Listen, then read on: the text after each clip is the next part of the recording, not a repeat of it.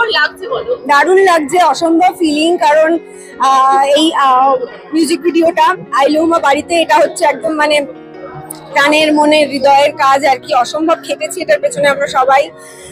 আমি তো সেই প্রথম দিন থেকে মানে একদম তবে থেকে লেখাটা হয়েছে, গানটা করবো ডিসাইড করেছি, তবে থেকে প্রমোশন পর্যন্ত আজ পর্যন্ত আর কি বলা চলে। তো ভীষণ ভালো লাগছে। আর তোমার যে মিউজিক ভিডিওটা আইলুমা বাড়িতে, সেটা শুটিং এর যদি কিছু এক্সপেরিয়েন্স আমাদের সাথে শেয়ার করো। শুটিং এর এক্সপিরিয়েন্স তো এক কথা শেয়ার করা যাবে না, বাট শুটিং এর অনেক যত পজিটিভ এক্সপিরিয়েন্স সেটা আমরা পরে অ্যাকচুয়ালি এডিটে দেখতে পেয়েছি যে কি ভালো শুটিং আমরা করেছি। শুটিং এর সময় আমরা বৃষ্টির মধ্যে আউটডোরে রাজবাড়িতে আলপনা উঠে যাচ্ছে, বাড়ির রং উঠে যাচ্ছে, যেরকম হয় নতুন রং করা হয়েছে আগের দিন বাড়িটা, এবং বৃষ্টিতে সব ভেসে যাচ্ছে, তার মধ্যে শুটিং করেছে। এবং এখন তোমরা দেখলে হয়তো বুঝতে পারবে যে অনেক শর্ট আছে, দেখবে মেঝেগুলো ভিজে, ঠাকুর ঢুকছে, মেঝেগুলো ভিজে। তো বৃষ্টির মধ্যেই মা দুর্গা আমাদের সঙ্গে ছিলেন, পুরোটা আমরা কমপ্লিট করতে পেরেছি। এবং তারপরে এই জিনিসটা, এই প্রজেক্টটা তৈরি হয়েছে।